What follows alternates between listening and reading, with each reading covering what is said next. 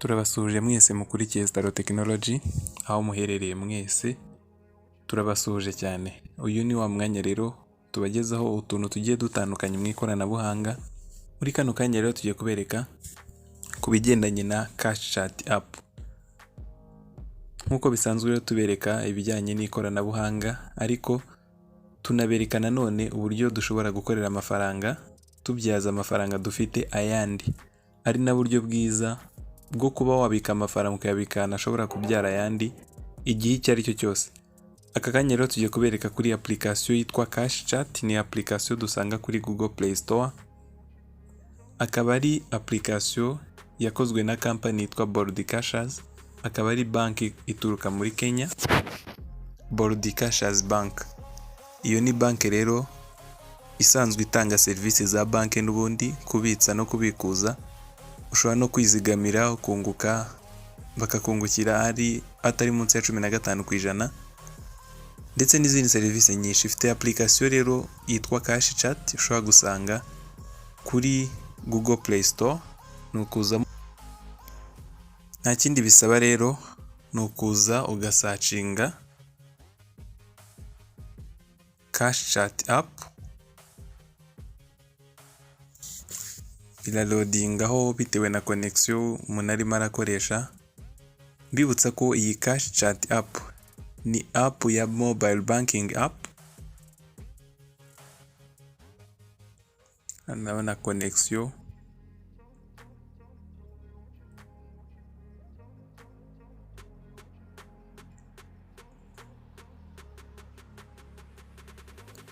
mbibutsa ko iyi application ndabona hano iyi siboneka. Iyi ni application ya CashChat. Uraza ukore hano handitse install, ubundi ihita itangira kwidownloadinga muri telefone yawe. Mbibutsa ko iyi application ni mobile banking app, nkuko dukoresha Ecofi kuri BK cyangwa se tugakoresha Easy kuri Equity Bank.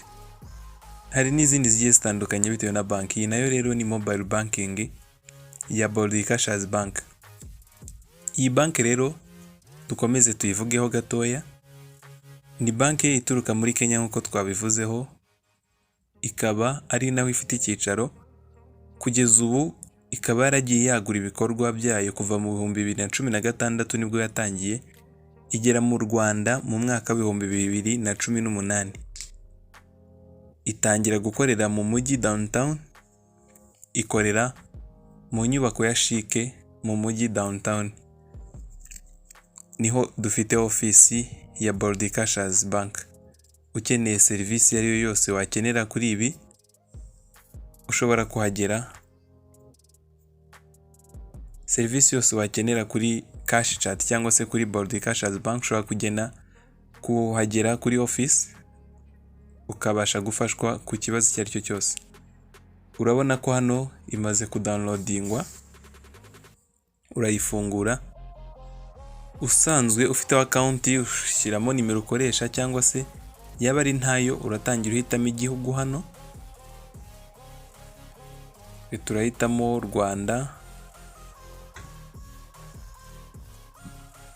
Rwanda, hanyuma uhita ushyiramo nimero ya telefone. Hano ushyiramo nimero ya telefone udashyizeho 0, ubundi ukore next.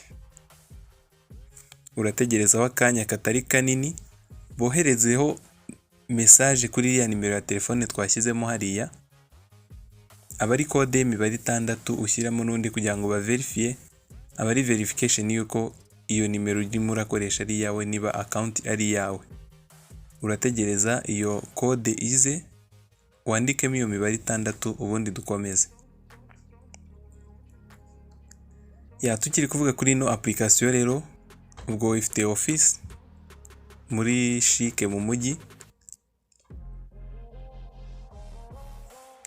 Ndabona hano message itarimo kuza. Ubonye itinzeho ushobora gukora resend, bakongera bakakohereza iyindi. Kadutegerezeho gatoya turebe.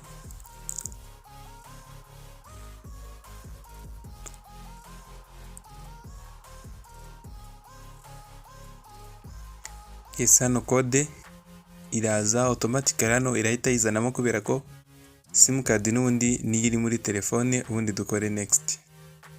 Ukora next yagiye bakubaza gushyiramo ifoto cyangwa se niba ntayo ukadowinga iyi app kuri codinga audio, ubwo ni ukuyiha access kuri audio y'iyi telefone, ukayiha access kuri contacts, access zose zikenewe aba ari byiza kuziba. Ugashyiramo username ukoresha, ubundi ugakora next.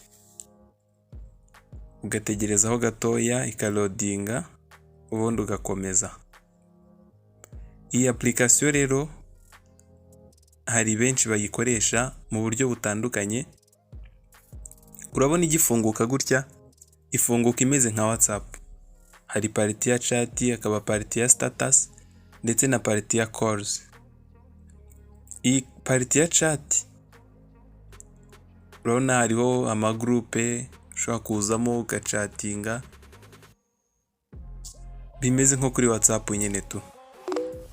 Urabona ko message iragiye n'abandi barasubiza, ndetse ushobora no kuza hano ukareba umuntu ukamwandikira. Hano urabona ko igifunguka iyi application ikora nka WhatsApp. Ndetse agashya kayo nuko hano iyo postinze status ushobora kuzihemberwa. Unyuze hano kuri my earnings wamaze kwinjira, ushobora kureba amafaranga status yawe imaze kwinjiza uko angana, yaba agejeje ku yakenewe kugira ngo ubikuze ukabikuza. Ndetse hano kuri live ushobora gukora live meeting, ushobora kujoininga live z'abandi nkuko mubibona hano. Ushobora gupromota ads kuri kano ka kabiri, kuni mu gihe wamaze kuba agent. Ushobora gupostinga stati yaba ya image, yaba text cyangwa se video. Calls naho urabona ko ushobora guhamagara icyo ari cyo cyose. Hanyuma ibi ngibi nibyo ushobora gukora waba wariyandikishije cyangwa se utariyandikisha, upfa kuba washyizemo nimero ya telefone ukoresha. Hanyuma rero mu gihe usanzwe ufitemo account, uranyura hano hejuru ibumoso, hano hari uturongo dutatu, uze kuri sign in. Mu gihe udafitemo account ujya kuri register, nabyo tuzabibereka uburyo ushobora kwiyandikisha muri no application. Ngo turakora kuri sign in, ushyiremo email,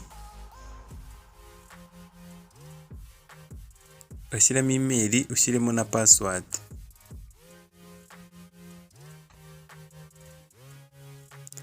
Reka nyandike.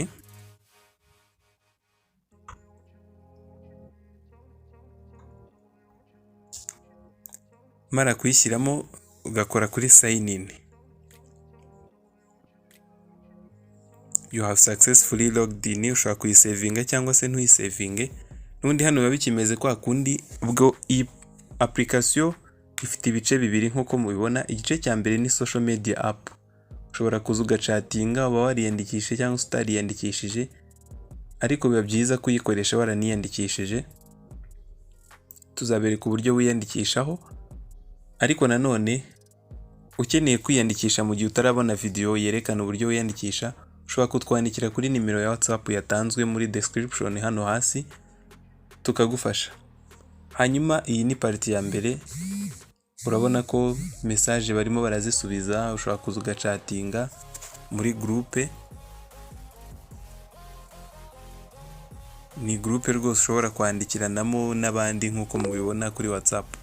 Hanyuma indi party ya kabiri ni party ijyanye na financial party. Uza hano ku turongo dutatu ugahita ubibona. Iyi ni account yanjye, mfiteho code hano nini nka nimero ya konti yanjye 255 iyo ni nka nimero ya konti yanjye. Unakeneye kwiyandikisha hari aho bakubaza code y'umusponsor wawe. Iyi niyo code wakoresha, account yawe ikabasha nawe kujya mu zindi ku mubare n'amazina, nimero ya telefone nkoresha, profile. Hanyuma hano hari utundi tuntu tune. Akambere my board cash bank, ubwo ni bank yanjye, konti yanjye uburyo ihagaze. Hakaza deposit, uhanyura ugiye kudepositinga. Ushobora kudepositinga, kubitsaho amafaranga ayo ariyo yose ukoresheje mobile money, ushobora gukoresha cryptocurrency, ushobora ndetse no gukoresha account ya bank. Hakaza n'akandi kantu ka savings, aho ushobora kwizigamira bakajya bakungugira 15%. Hari na buy airtime, aho ushobora kunyura buy airtime tuhanyuze ushyiramo nimero ya telefone, ugashyiramo amafaranga ushaka kugura, ubundi ugakora top up ukagura amayinite. Savings naho twayivuzeho, ushobora gusevinga uyekuye kuri nimero ya telefone, ushobora gusevinga uyakuye muri no wallet, uhitamo ahariho, uhisemo nka nimero ya telefone arakwereka ID yawe, bakwereke aho ushyira nimero ya telefone ushaka gusevinga amafaranga aturutseho, ushyira amafaranga ubundi wemeze kwishyura. Ni ibintu biri automatique ntago bitinda.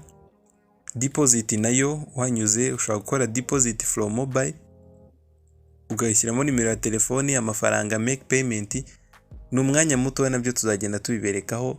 Dufite byinshi tuzabereka kuri no application kuko ni application yizewe kuva mu mwaka wa 2018 ikorera mu Rwanda kandi ifite na office ndetse n'ibyangombwa bya RDB biyemerera gukora, ikigaragaza ko ari ikintu cyizewe. Hanyuma tugiye kuri My Bold Cash Bank, naho barakwereka account uko ibihagaze, barakwereka amafaranga ari kuri konti ubu ngubu na amafaranga 35.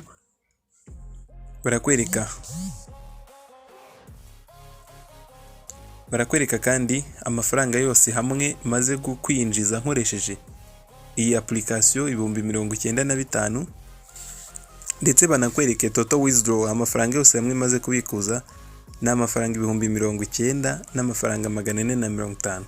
Ushobora kwibaza uti se ayo mafaranga wayinjira ute?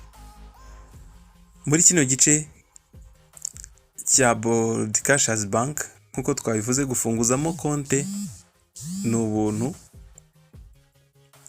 Urafunguramo konte, wiyandikishe, ubundi kiraba gisigaye ukimara kwiyandikisha nawe uhita uhabwa sponsor code yawe.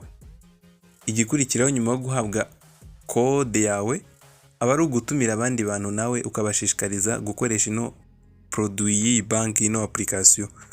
Buri muntu rero utumiye umuhemberwa 12,000 kuri buri muntu, ndetse nawe abo bantu bose uzatumira, babiri ba mbere kubo bazatumira nabo ugenda ubahemberwa 2,000 kuri buri bantu babiri ba mbere abo bafashije nabo. Ibyo ngibyo kugira ngo byumvikane neza bijya kumera nk'uko Spain nayo app ya I&M Bank nayo iyo utumiye umuntu ubasha guhabwa amafaranga 500, ndetse n'uwo ngo utumiye nawe agahabwa amafaranga 500. Mu kugira ngo ni mu buryo bwa marketing kugira ngo tubashe kumenyekanisha izi produits zabo.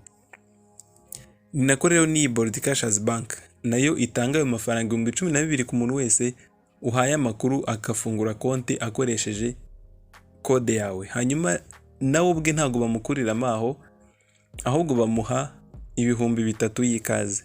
Ubwo nibwo buryo rero ushobora gukuramo amafaranga ukoresheje no application. Tuzagenda tubivugaho byinshi mu gihe cyose kiri imbere, tunerekana uburyo ushobora kuyihuza n'amabanki hano mu Rwanda, Equity, Urwego ndetse n'izindi dukoresha hano mu Rwanda. Video zacu nakagaruka, reka tube duhiniye hano kano kanya, tuzaza tubisobanura neza noneho birambuye.